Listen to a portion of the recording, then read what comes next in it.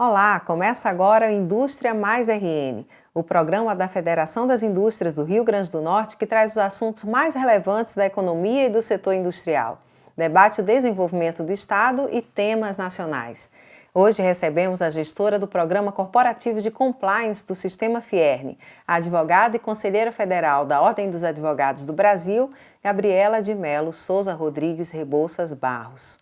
Com ampla experiência na área jurídica, Gabriela Rebouças integra há 11 anos a equipe do Serviço Social da Indústria no Rio Grande do Norte e possui certificação em Compliance Anticorrupção idealizado pelo LEC Certification Board e operada em parceria com a FGV Projetos.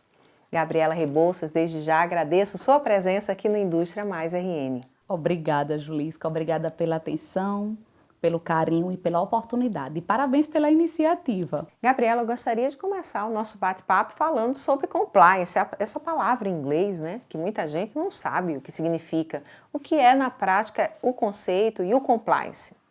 O conceito de compliance, Julisca, vem do verbo em inglês to comply, que significa obedecer, seguir, cumprir, né, normas, políticas, regramentos, acima de tudo, conformidade. Gabriela, e como é que o compliance se aplica no dia a dia das empresas e instituições? Essa palavra que está tão em alta ultimamente, né? É verdade, Julisca. No dia a dia, o programa de compliance, ele serve para tratar riscos que a entidade porventura ou as empresas porventura tenham no dia a dia da execução das suas atividades. Quando você fala em risco com relacionamento externo ou risco interno?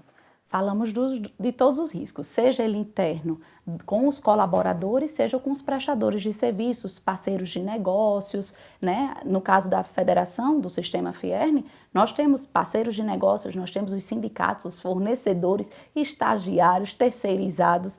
Então, ele é amplo, ele é multidisciplinar realmente. E o compliance, ele vai conhecendo como funcionam esses relacionamentos da instituição com seus mais diversos stakeholders, né, parceiros, e vai interferir de alguma forma nesse relacionamento?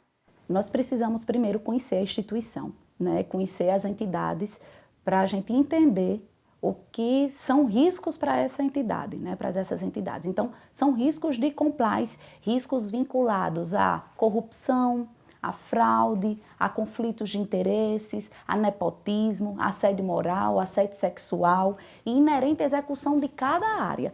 Então nós sentamos e conversamos com cada gerente e com os gestores para entender quais são as atividades que eles desempenham e qual é o impacto disso diante dos riscos de compliance que nós temos. E a partir daí se constrói um código para que as pessoas possam seguir corretamente essas orientações de compliance? Exatamente, Julisca, porque o compliance ele precisa se estruturar em 3 verbos: prevenir, detectar e remediar. E por que prevenir? Quando a gente fala em código de ética e conduta e políticas que formam um programa de integridade, nós precisamos direcionar os nossos stakeholders, quais são as visões, as metas, quais são as condutas que nós, enquanto empresa, esperamos deles. E é dessa forma que a gente evita o problema. Porque se todos conseguem entender o que nós, empresas, esperamos como eles, nossos colaboradores, terceiros, devem se portar ou agir, nós evitamos problemas, tratamos riscos. Você poderia, Gabriela, trazer para a gente, para as pessoas que nos assistem, situações em que o compliance intervém, por exemplo, nesse relacionamento entre a instituição e os seus colaboradores? Sim, nós temos das mais diversas ordens, assim, das mais diversas ordens de interferência, vamos dizer assim. Eu nem gosto de usar esse termo, porque eu entendo a área de compliance como uma área de facilitação, como um facilitador realmente, como uma área sugestiva, recomendativa, né? A decisão é sempre da gestão, mas estamos ali alinhando. Às vezes os colaboradores nos perguntam, nos indagam, diante de uma situação, o que fazer, né? Vai receber um brinde, eu posso receber um brinde dessa natureza? Isso vai caracterizar um conflito de interesse, alguma obtenção de vantagem?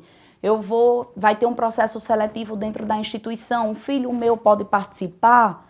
Um companheiro meu pode ser fornecedor da federação? Eu posso fazer um processo de aquisição ou de licitação com algum dirigente ou com alguém que tem algum relacionamento próximo com a instituição. E nessas situações o compliance atua como um aconselhador das situações? Exatamente, Julísca, me desculpe. A gente atua, o corpo, né, que monta e que está compondo o compliance, ele atua como forma de orientar. Olha, a gente entende que diante de tal situação, o normativo ou a legislação prevê que o caminho de menos riscos é esse a se tomar. Mas a decisão vai ser do gestor, mas nós estamos ali para orientar de forma que a gente tenha menos impacto, né, em algum dano, seja de imagem, seja de patrimônio, de bens. Pelo que você está falando, Gabriela, o compliance ele anda ali de mãos dadas com questões éticas, por exemplo, né? E como é que se consegue incutir numa corporação, numa instituição, uma cultura que é relacionada a esses valores? É muito difícil, Julísca, porque geralmente os estudos preveem que para você mudar cultura dentro de uma empresa, isso requer um tempo de pelo menos 20 anos. Então, nossa, muito tempo. É muito tempo. Mas o que é que a gente precisa fazer, né? E nós, enquanto área de compliance, eu entendo que, junto com os colaboradores e interlocutores, nós devemos treinar, capacitar, abrir o diálogo, conversar sobre temas que são sensíveis, são temas que são complexos, que muitas vezes a gente quer colocar debaixo do tapete ou quer de uma forma ou de outra não encarar, mas a gente precisa tratá-los, né? De forma suave, de forma cautelada, de forma ponderada. Eu acho que é um trabalho muito mais educativo. Você trabalha a educação nas pessoas como um todo para elas lhe entregarem ética e condutas e boas práticas. Pelo que você está falando, essa mudança de cultura, até pelo tempo que se leva para realizá-la, inclui conversas sobre assuntos que muitas vezes as pessoas não gostam tanto de tratar, né? Como é que isso pode ser inserido, Gabriela, na rotina das pessoas de uma forma mais suave e mais natural até? Sim. Julísca, nós entendemos que um plano de capacitação e de treinamento com determinados temas, pensando no público-alvo, pensando quais são os temas que são sensíveis para aquela área, fazendo matérias e divulgando cartazes em elevadores, tratando o tema de uma forma que esteja inserido no cotidiano da gente e não seja apenas um problema de um papel ou em um processo. E você tem feito isso com várias apresentações, palestras nos mais diversos setores ligados ao sistema indústria. Nós tentamos abordar esses temas do que é um programa de compliance efetivo, tirar esse programa do papel, das políticas, procedimentos e trazer para o dia a dia da gente e discutir esses temas complexos, né, como esses que eu acabei de relatar, no dia a dia com eles. Então, nós temos realizadas as mais diversas capacitações e reuniões e palestras para abordar esses temas sensíveis, de forma que eles se sintam familiarizados com esses, vamos dizer assim, temas mais complexos, né? Você falou de um lado que é a cultura institucional, a cultura interna. Mas tem outra parte dessa relação que é exatamente a relação com o fornecedor, com a empresa que vem de fora, com quem traz uma outra cultura externa, né? É mais fácil ou mais difícil implantar o compliance quando a gente fala dessa outra parte do relacionamento? Eu acho bem difícil, Julísca. Eu particularmente acho bem difícil porque ele tem, de uma forma ou de outra, os fornecedores vai ter missão, valores e visão, né, diferentes das nossas. Próprias. Mas nós temos sim que informar para eles que eles precisam, enquanto fornecedores nossos, eles precisam estarem alinhados com nossas condutas, com o nosso entendimento do que é ético, do nosso entendimento do que a gente espera dele, enquanto um terceiro que fala, às vezes, pelo sistema. Se ocorrer um problema com o fornecedor nosso, isso respinga na nossa imagem, na nossa reputação, e isso abala a nossa credibilidade e destrói nossos negócios. Gabriela, eu queria que você falasse um pouco também sobre que penalidades podem correr sobre quem quebra as regras, né, que são ditadas, que são sugeridas pelo compliance. Mas isso daqui a pouquinho, porque o Indústria Mais RN vai agora para um breve intervalo e voltamos já com Gabriela Rebouças, gestora do Programa Corporativo de Compliance do Sistema Fierne. Até já!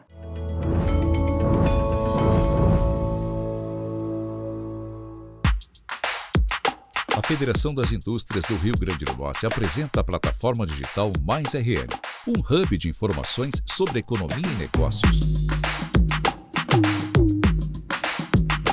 O Mais RN monitora dados estratégicos de áreas como petróleo, gás, energias renováveis e pesca para atender às demandas dos setores empresarial, público e da indústria. É uma bússola digital para orientar negócios e investimentos.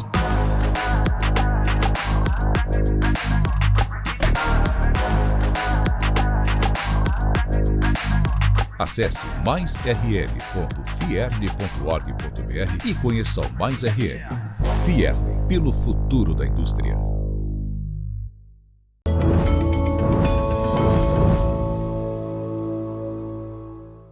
Estamos de volta com o programa Indústria Mais RN, uma realização da Federação das Indústrias do Estado do Rio Grande do Norte.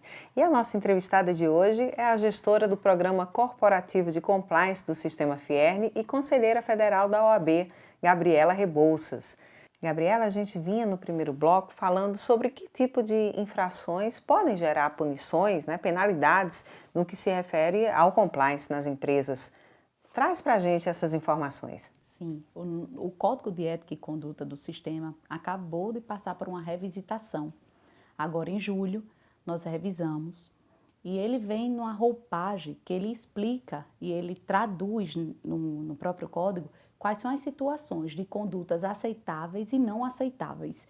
Isso facilita muito a compreensão do nosso colaborador e até do nosso terceiro, do que nós aguardamos e esperamos de conduta dos nossos colaboradores. E eles explicam, o código explica, que oferecer bem em troca de vantagem, oferecer cargos em troca de vantagens, você ter conflitos de interesses nas negociações, você usar o nome do sistema de forma alheia às intenções da instituição. Então, ele sinaliza o que é possível e o que é, vamos dizer, proibido enquanto colaborador agir dentro da nossa instituição e em relacionamento com terceiros, seja com fornecedor, seja com os órgãos governamentais. Então, ele pincela como ele espera, o que ele espera da gente, colaborador, e do terceiro. E o colaborador que não cumprir o que está prescrito no Código de Ética, no Código de Conduta, o que é que pode ocorrer com ele? Nós temos no próprio Código de Ética e Conduta as medidas sancionatórias, os sancionadores, as medidas disciplinares, que podem ser recomendações de uma advertência verbal, por escrito, suspensão do contrato de trabalho e até a rescisão do contrato de trabalho, quando essa falta for uma falta gravíssima, Gabriela, e qual o papel da ouvidoria e do Comitê de Ética do Sistema no meio desse processo de implantação do compliance? Julissa, ele tem uma importância de uma das mais fundamentais assim, para um programa de compliance ele ser efetivo. Se lembra que eu no início tinha falado dos 3 verbos, a prevenção, a gente treinar o nosso colaborador, o nosso fornecedor, de qual conduta nós esperamos dele. Na detecção, nós temos o canal de denúncia, porque nós precisamos saber se aquele colaborador, aquele terceiro não está alinhado com o nosso código, as pessoas precisam confiar no canal de denúncia, na nossa ouvidoria, para que relate isso e a gente consiga remediar e apurar e aplicar uma possível sanção. Talvez essa seja uma das partes mais difíceis, um dos maiores desafios, a confiança das pessoas de poderem fazer uma denúncia de alguma conduta irregular. É verdade. Por isso que nessa última revisão das políticas internas do sistema, nós focamos bastante nas garantias do denunciante. Se for um denunciante de boa fé, que faça uma denúncia fundada, não utilize o canal de denúncia para algo de má fé, a gente garanta esse denunciante a não retaliação, a confidencialidade e o sigilo numa denúncia anônima. A gente garante dá a ele a sustentação e a segurança de que essa denúncia será tratada de forma isenta, imparcial e obedecendo aos princípios fundamentais de direito. Gabriela, a gente está falando aqui sobre Código de Ética em Conduta, sobre implantação de compliance, sobre controle de contratações de práticas, mas talvez para algumas pessoas isso soe um pouco estranho se falar de Sistema Fierne, já que é uma entidade privada, uma entidade de direito privado e mesmo assim está sujeita a tantas regras e a tantos controles. Por que isso ocorre? Isso ocorre. O sistema Fierne, né, o SES e o SENAI, principalmente, eles são entidades sem fins lucrativos. Mas como recebe o compulsório, né, que é A contribuição sindical das empresas? Nós precisamos, como ele tem uma parte pública, por isso que nós fazemos licitações, nós prestamos contas ao Tribunal de Contas da União.